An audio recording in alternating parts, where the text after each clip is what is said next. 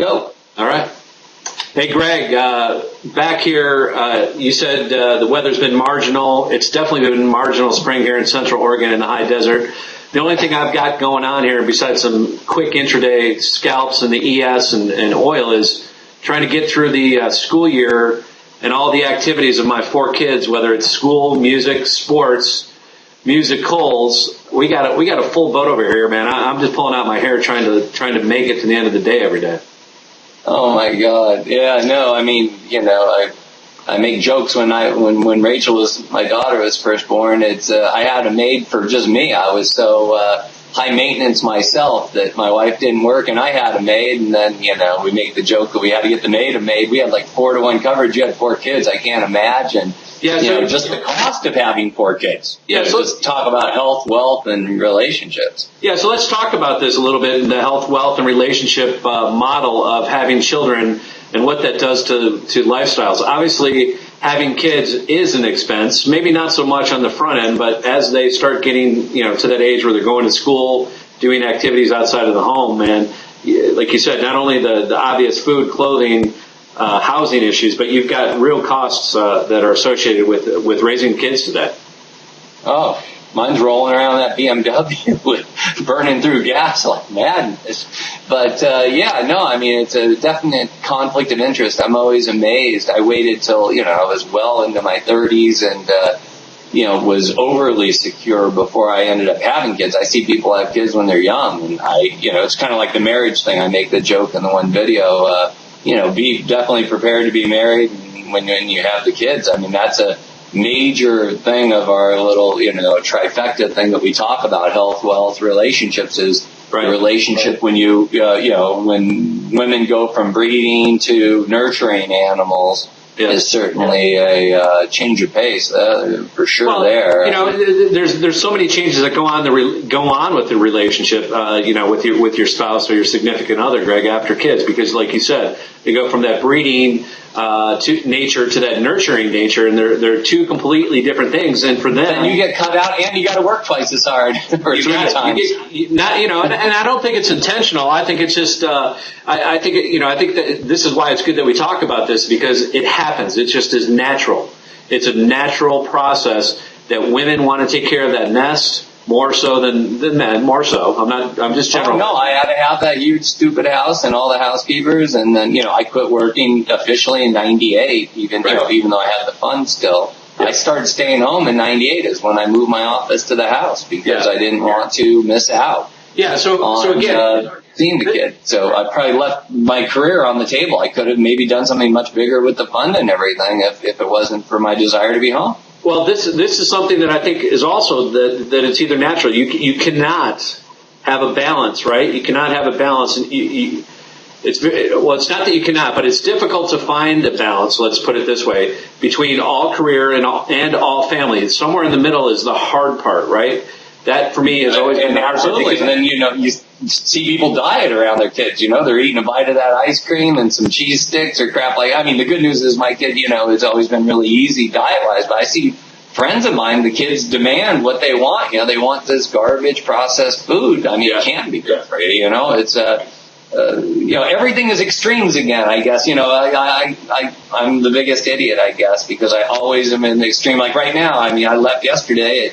The S&P was up, I think, 8 or 9 points, and I just walked out of the office at, 7:30, 8 o'clock and went surfing, and I just had no reason to even be in the office. So I went from aggressively trading the bonds every day. I still have the systems running automated, but, I don't even come to the screens right now. I mean, it's just this QE2 coming to an end. I got to see what pans out, and, I don't want to short them here because they could jam another QE on us, and I don't want to be long. Right. Because, we certainly can go down to my first resistance. I think we both probably have the same number at 1240. It looks like an air pocket from here to there. Maybe we bounce 1300 and go, but I mean, I saw Jim Rogers on TV. I think I mentioned to you that it's, he was talking about, again, the kids is, the average farmer is 58 years old and the kids aren't picking up the reins. Yep. And so, we're going to have this food situation with inflation. And so, I just think rates have to go up. And, my entire here I feel like an investor. I've never, wanted to have such a long-term position. I just want to be short U.S. bonds and walk away. I I mean, I'll deploy 90% of whatever risk capital I have towards one simple bet is short bonds. Well, it's and the short end, of course. Yeah, it's pretty easy to short bonds when they're negative in a nominal basis. So, well, we broke 0.40 on the 2 year. The 2 year is where all my big weight is. I have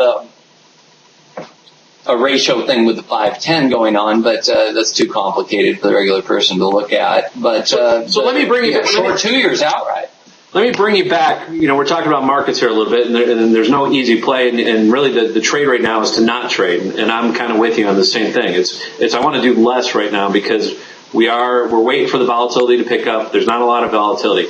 It's kind of the same thing, I think, when you go through child rearing, and this is something I remember Jack Nicklaus saying maybe 3 or 4 years ago when somebody was asking him about. I played golf with Jack. Well, I played golf at Lakeside with him one day. He's crazy as a loon. He's crazy, but he's smart. He's brilliant. He's insanely smart. And one of the things he said back, somebody was asking him, Tiger Woods, is he going to break your record in the majors? And he said, I thought you said Jack Nicholson. Oh, yeah, no, not Jack Nicholson. Jack Nicklaus, the golfer. Nicholas. So Jack Nicklaus was asked, do you think Tiger Woods, this is 4 or 5 years ago, will ever break your record? And he said, I don't think so. And the reason he said I don't think so had nothing to do with what has happened over the last year and a half with Tiger Woods in his personal life. However, it was a personal related issue, and that was family. And Jack basically said that, listen, when you start having a family and you start having kids, your life gets pulled, and these are these 3 legs of that stool again, Greg. Yeah. You need to spend more time working, yet you need to spend more time with your family, and yet you need to spend more time with your relationship. So something's got to give, right? And it usually yeah. His wife got mad. Yeah, he was out catting around. Yeah, right. I'm glad I got the free agent pass before I went back out in the world. but I guess that's the point, is finding this stool that's not leaning on one leg versus the other one. And that's the whole idea that we keep talking about in this series. You're getting better, you're getting worse. I mean, I have the little option bet on volatility. It's not working.